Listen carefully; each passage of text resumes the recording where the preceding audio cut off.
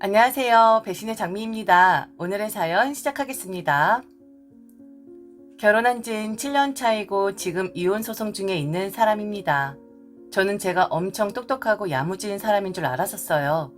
그런데 이번에 이혼을 준비하면서 그리고 소송을 하면서 제가 얼마나 멍청한 사람인지를 깨닫게 되었답니다.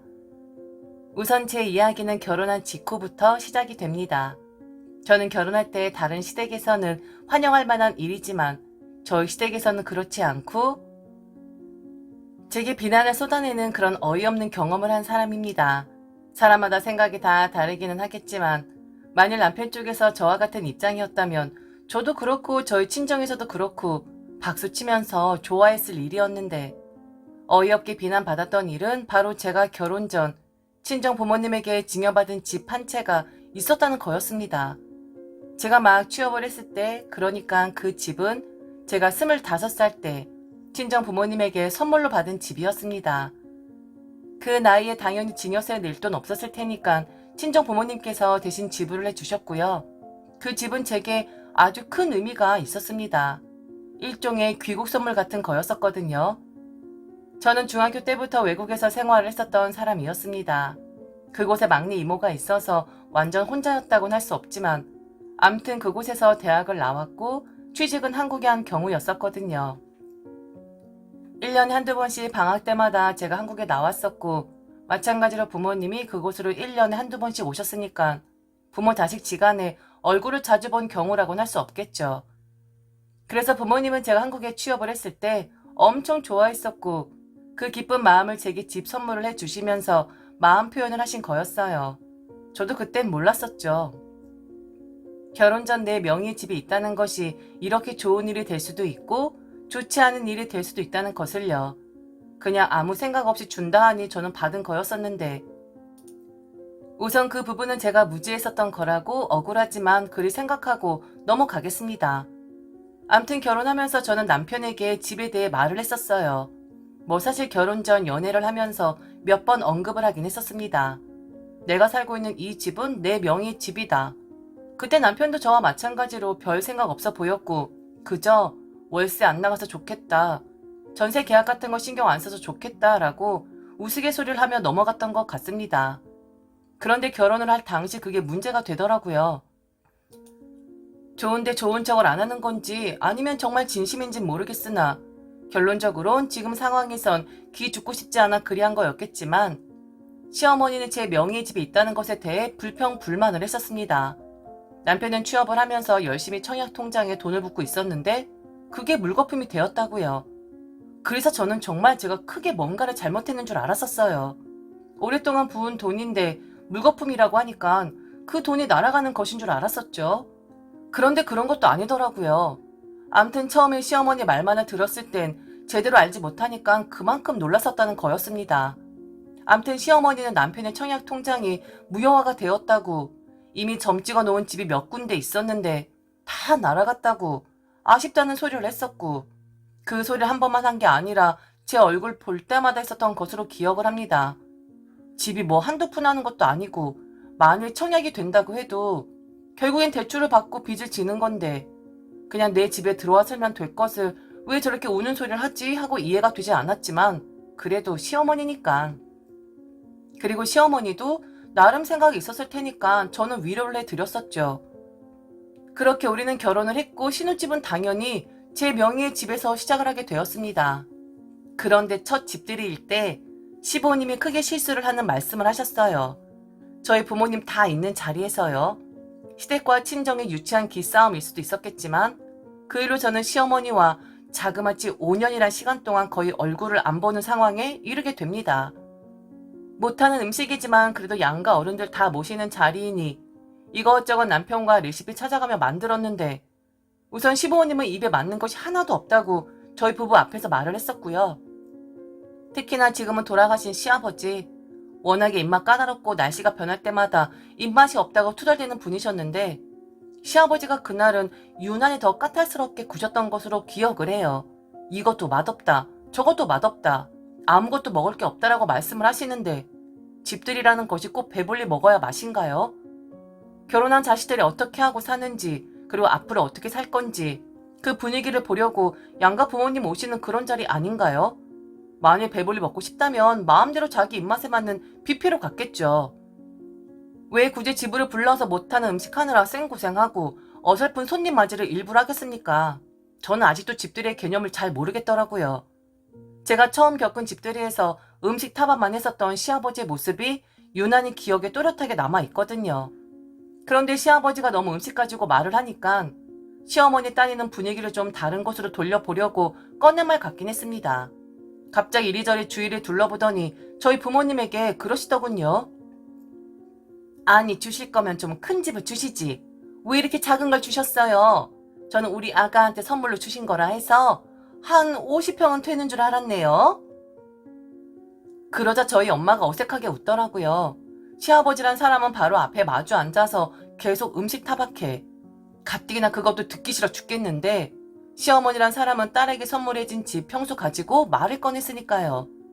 다른 화제들도 많았는데 왜 하필 집 평수를 가지고 시어머니는 말을 꺼내서 기쁘고 즐거워야 할 집들이를 그 모양으로 만들어 놓는 건지. 아버지는 시어머니의 말에 헛기침을 하셨고 갑자기 일어나서 밖으로 나가셨습니다. 담배 한 대 피우면서 속을 삭이려고 했던 거겠죠. 딱 보면 각 나오는데 시어머니는 한술 더 떴습니다. 우리 아가한테 이 집이 있어서 우리 아들 청약이 완전 쓸모없게 되었잖아요. 저희가 받은 집이 있었는데. 우리 아들 결혼하면 꼭 그 집에 청약 넣어야지 하며 우리 양반이랑 매일같이 말을 했었는데. 아휴, 우리 아들 집 있는 우리 아가랑 결혼을 하는 바람에 그 꿈이 날아갔지 뭡니까? 제가 좀 서운해서 그럽니다. 미리 알았으면 좀 다르게 생각을 했을 텐데. 우리 아들은 취업하자마자 넣은 청약인데 사실 너무 아깝잖아요. 주변에 좋은 집도 엄청 많은데. 시어머니 말에 결국 엄마도 한마디 하고 말았습니다. 분위기 완전 살벌하고 터지기 일보 직전이고 시어머니 엄마 눈에서 불꽃이 튀는데 그날 저는 저희 집 불나는 줄 알았었네요. 엄마 왈. 그래요? 그럼 미리 말씀을 하지 그랬어요. 그냥 여기 들어와 살겠다 해서 저희는 좋아할 줄 알았는데 우리 딸에게 집이 있다는 게 그리 불편한 일일 줄은 몰랐네요. 남들은 좋아할 일인데. 역시 사부인은 뭔가 좀 다르시군요.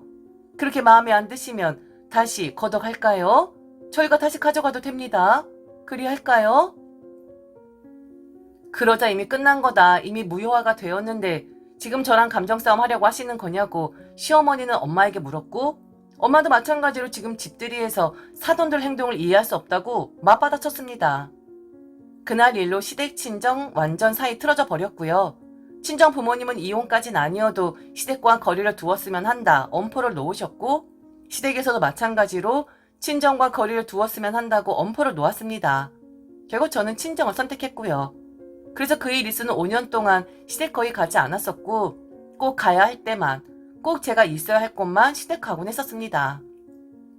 상식적으로는 저는 시어머니가 저희 엄마에게 시비 걸었다고 생각을 할 수밖에 없었고 그리고 시아버지 또한 상식 밖의 말들을 한 거라고 여겨줄 수밖에 없었거든요.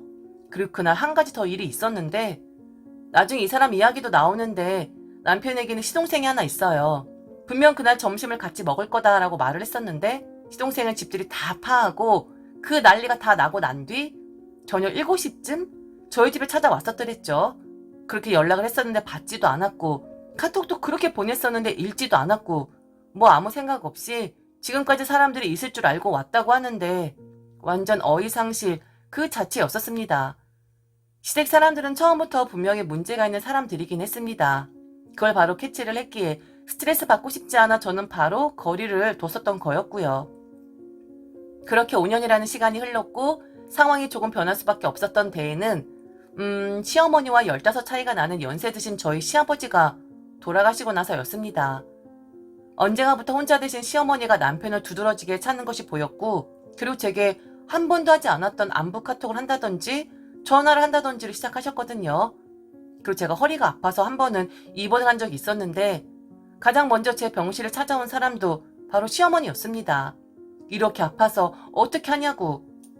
아마 남들이 보면 저희 친정엄마라고 착각할 정도로 그렇게 제게 잘 해주더라고요. 갑자기 친절하게 변한 시어머니가 낯설기도 했지만 시간이 흐르고 이젠 의지할 사람이라고는 남편밖에 없으니까 그러니까 며느리한테 잘 해주려고 하나 보다 라고 마음 이해되더라고요. 시어머니는 정말 제게 잘해주셨어요. 제 프라이버시를 생각해서 집에 연락 없이 찾아오는 거 절대 없었고 제게 먼저 꼭 전화를 했었고 가도 되냐고요.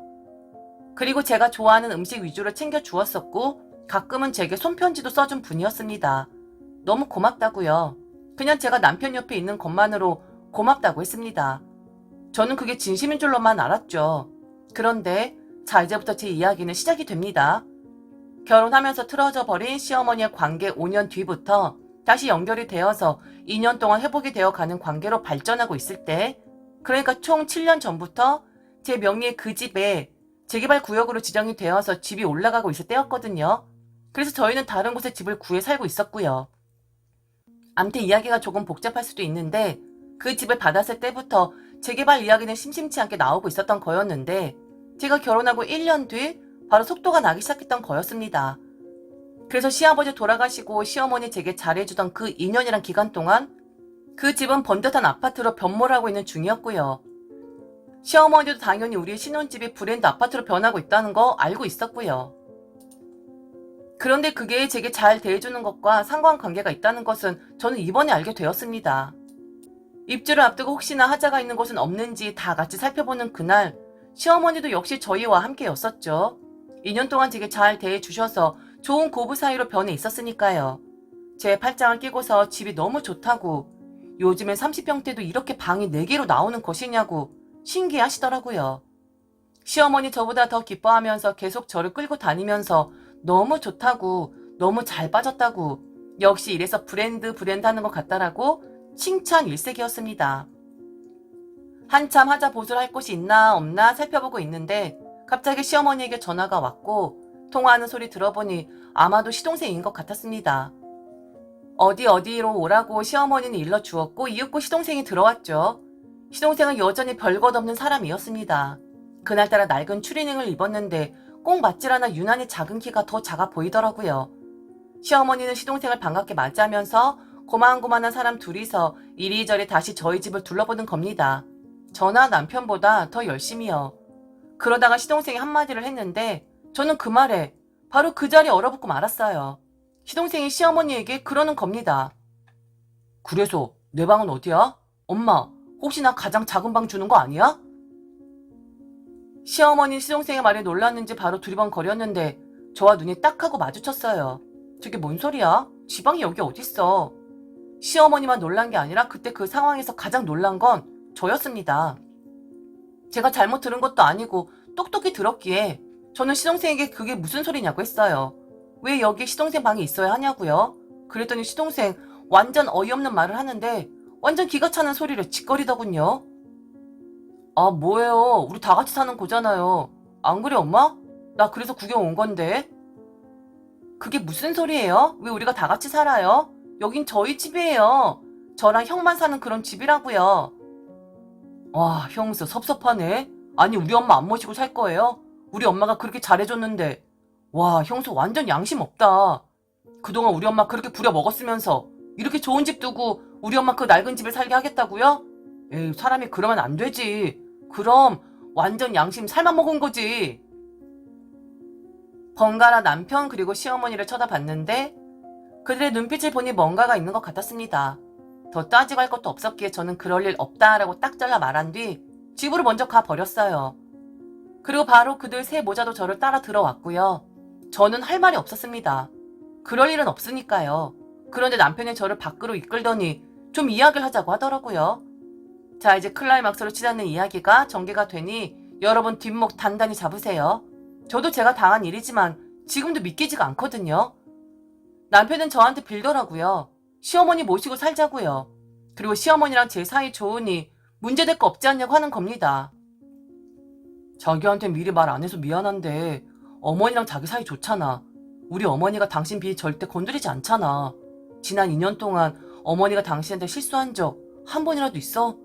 없잖아. 그만큼 어머니가 노력을 하시는 거고 당신한테 맞추려고 노력을 하셨던 거야. 그거 헛되지 않게 이번 참에 좋은 집에 어머니 모시고 살자. 어머니랑 당신 친하잖아. 지금은 나보다 어머니랑 당신이랑 더 베스트잖아. 하, 서로 이야기를 했었던 거야? 나만 쏙 빼놓고? 어머니랑 나 사이 좋지. 나도 알아. 그런데 모시고 사는 건 좀 다르지. 만일 사이 좋은 사람들이라고 해서 같이 살면 내 친구들도 와서 살고 우리 엄마 아버지도 와서 살게?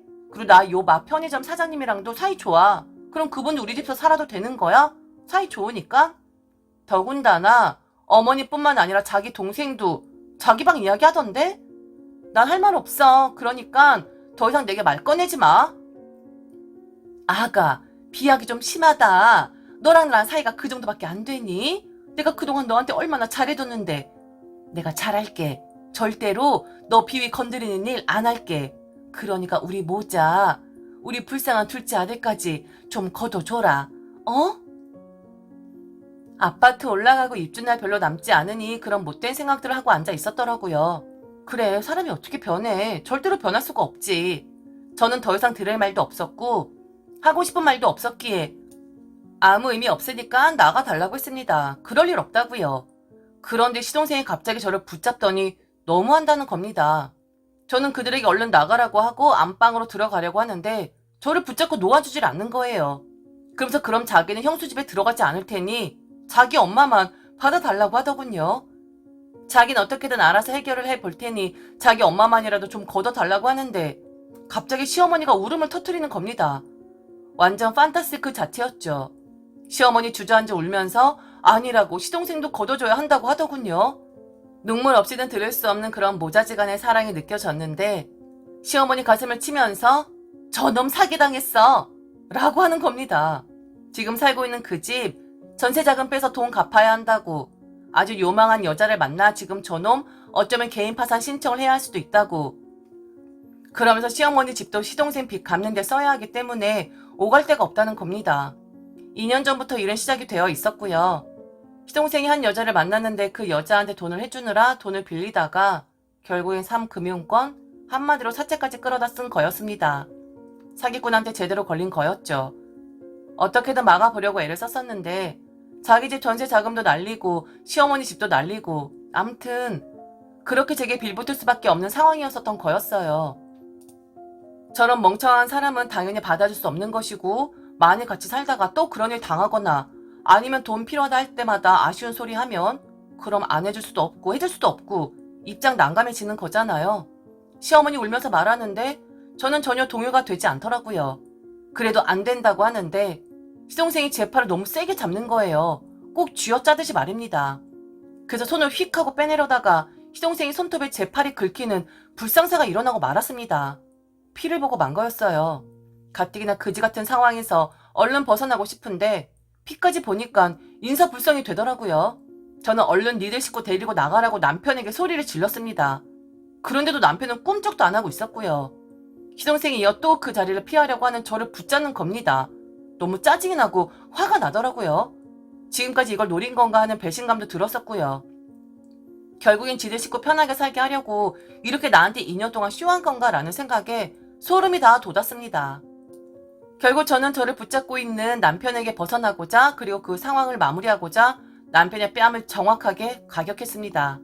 짝 하고 소리가 나면서 순간 정적이 흐르더라고요. 다들 조용히 하길래 얼른 나가라고 했고 두 번 다시는 제 눈에 띄지 말라 했어요.